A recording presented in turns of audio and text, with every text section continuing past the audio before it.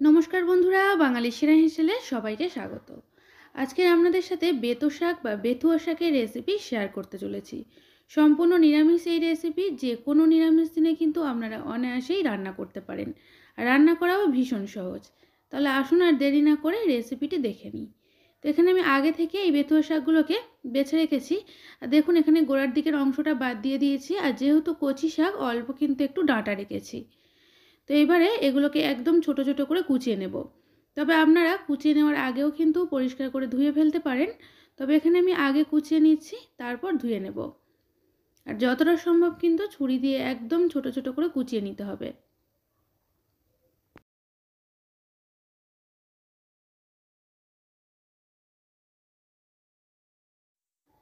আর এখানে আমি আজকে টোটাল 2 আটির মতো বেথুয়া শাক নিয়ে রান্নাটা করছি। আর আজকের এই রান্নাটা মোটামুটি 4 জন মতো খেতে পারবে। তো আপনারা সেই বুঝেই কিন্তু শাকটা নেবেন।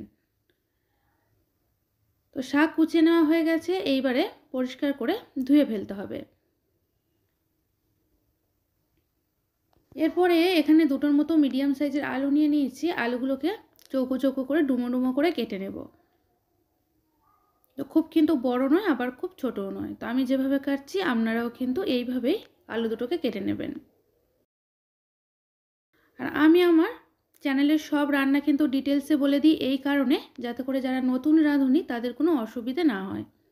অনেকে হয়তো ভাববেন এটা আবার বলছে, তবে আমি কিন্তু সমস্ত নতুন রাঁধুনিদের জন্যও কিন্তু রেসিপিগুলো একটু ডিটেলসে বলে দিই।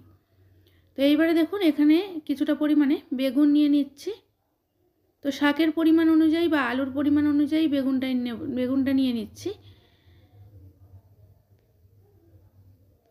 তো বেগুনটাকেও কিন্তু ছোটো ছোটো করে টুকরো টুকরো করে কেটে নিচ্ছি। আর আলুর থেকে বেগুনের সাইজটা একটু বড় রাখতে হবে।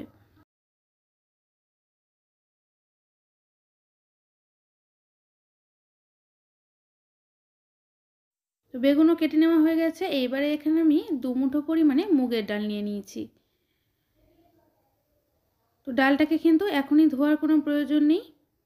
তো এইবারে গ্যাস অন করে একটা কড়াই বসিয়ে দিয়েছি। আর এই কড়াইতে শুকনো অবস্থায় মুগ ডালটাকে দিয়ে ভালো করে ভেজে নিতে হবে। মুগ ডালটা যদি শুকনো কড়াইতে আগে ভেজে নিই তাহলে কি হয়, সুন্দর কিন্তু একটা গন্ধ বেরোয়। আর এতে করে রান্নাটা খেতেও বেশ ভালো লাগে। এখানে দেখুন ডালের কালার চেঞ্জ হতে শুরু করেছে। এইবারে ডালটাকে নামিয়ে পরিষ্কার করে ধুয়ে ফেলবো।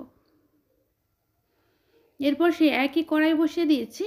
আর কড়াইতে দিচ্ছি কিছুটা পরিমাণে তেল। তো এখানে এই রান্নাটা আমি সাদা তেল দিয়েই করছি। তেলের মধ্যে প্রথমে বেগুনগুলোকে দিয়ে ভালো করে ভেজে নিতে হবে। কারণ বেগুন যদি আমরা আলুর সাথে দিয়ে দিই তাহলে কিন্তু খুব বেশি ঘেঁটে যাবে। তো সেজন্য বেগুনটাকে প্রথমে আগে ভালো করে ভেজে তুলে নেব।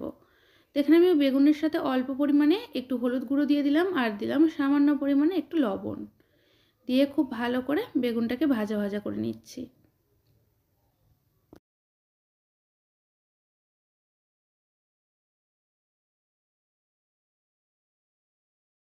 তো বেগুন এখানে উল্টে পাল্টে বেশ সুন্দর করে কিন্তু ভেজে নিয়েছি।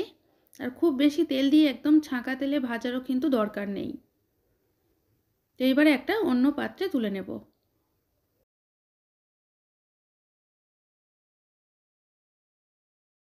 বেগুন তুলে নেওয়ার পর কড়াইতে দিয়ে দিচ্ছি আরও কিছুটা পরিমাণে তেল। তেল গরমই আছে। তো এবার তেলের মধ্যে ফোড়নে দিয়ে দিচ্ছি অল্প পরিমাণে একটু গোটা জিরে, আর দিচ্ছি 2 পিঞ্চ মতো হিং। তো হিংটা কিন্তু বন্ধুরা অবশ্যই দেবেন, এতে করে যেহেতু নিরামিষ রেসিপি সুন্দর একটা ফ্লেভার হয়। তো হিং আর জিরেটাকে একটু নেড়েচেড়ে ভেজে নিলাম। নিয়ে এর মধ্যে দিয়ে দিচ্ছি গ্রেট করে রাখা 1 ইঞ্চি পরিমাণে আদা। তো 1 ইঞ্চি আদাকে আমি গ্রেট করে রেখেছিলাম, সেটা দিয়ে দিলাম। আর দিলাম একটা মিডিয়াম সাইজের টমেটো। টমেটোটাকেও এইভাবে সরু সরু করে লম্বা লম্বা করে কেটে রেখেছিলাম।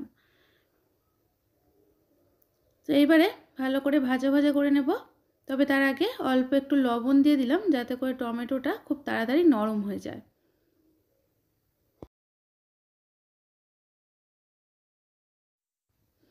তো টমেটোটা মোটামুটি নরম হতে শুরু করেছে। এই পর্যায়ে এসে কেটে রাখা আলু দিয়ে দিলাম।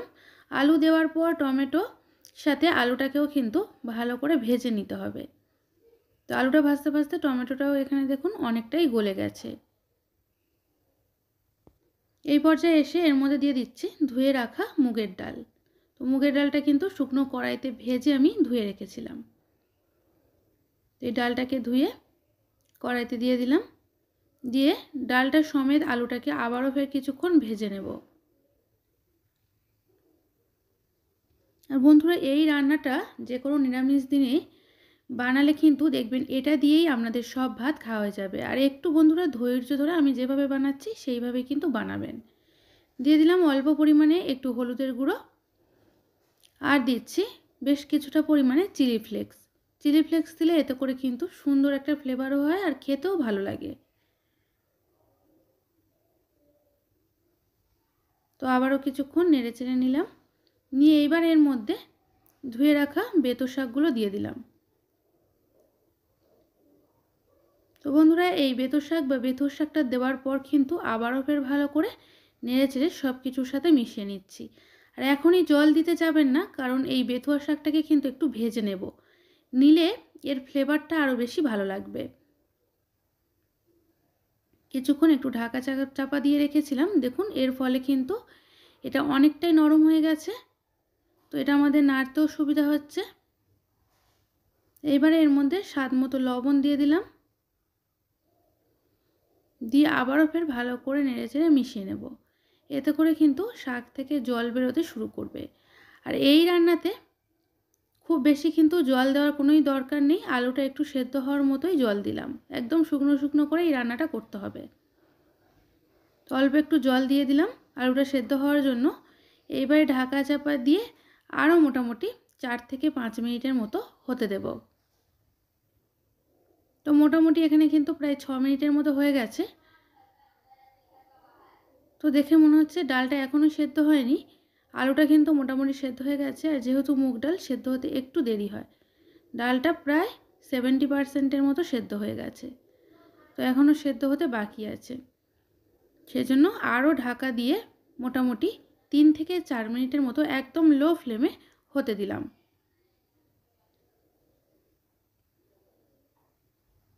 তো এইবারে এর মধ্যে ভেজে রাখা বেগুনটা দিয়ে দিলাম, আর টেস্টটাকে ব্যালেন্স করার জন্য কয়েক দানার মতো চিনি দিয়ে দিচ্ছি। আর বন্ধুরা, চিনি যদি এখানে কেউ দিতে অপছন্দ করেন তাহলে কিন্তু চিনি নাও দিতে পারেন, তবে আমার মনে হয় একটু চিনি দিলে টেস্টটা কিন্তু বেশ ভালোই লাগে। তো এইবারে আবারও ফের একবার নেড়েচেড়ে মিশিয়ে নিলাম। আর দেখুন আরও কিছুক্ষণ রান্না করার ফলে কিন্তু ডালটাও সুন্দরভাবে সেদ্ধ হয়ে গেছে।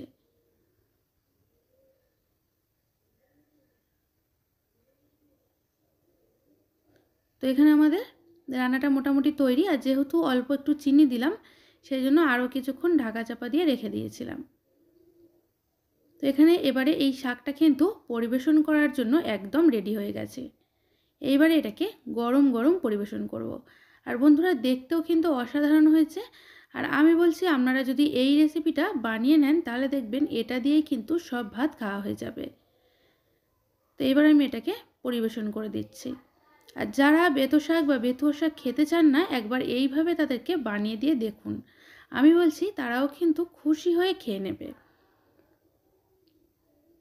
আর আমার আজকের এই রেসিপি আপনাদের কেমন লাগলো অবশ্যই করে জানাবেন। যদি ভালো লেগে থাকে তাহলে কিন্তু একটা লাইক আর শেয়ার করতে ভুলবেন না। আর কেমন লাগলো অবশ্যই কিন্তু কমেন্টসে জানাবেন। আর আমার থেকে নিত্য নতুন রেসিপি পেতে চ্যানেলটি সাবস্ক্রাইব করে পাশে থাকা বেল আইকনটি প্রেস করে দেবেন। সবাই ভালো থাকবেন, সুস্থ থাকবেন। ধন্যবাদ।